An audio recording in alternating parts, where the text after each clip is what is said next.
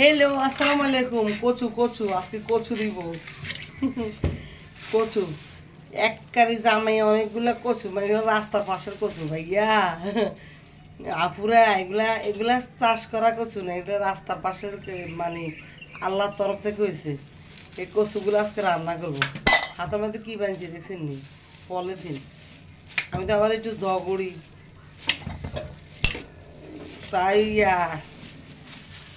কচু ইয়ে করলে আবার চুলকায় নাই বুঝিনি।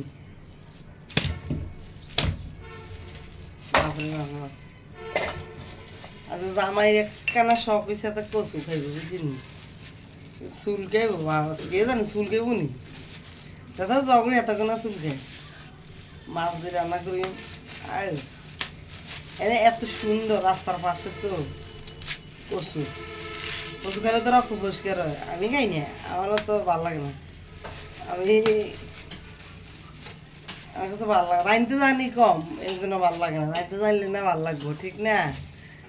এগুলা এমনি কচুগুলো দেখছিনি কি সুন্দর সুন্দর, কত বড় বড়। এগুলো দেখছিনি কোনো সার নাই, কোনো কিছু নেই।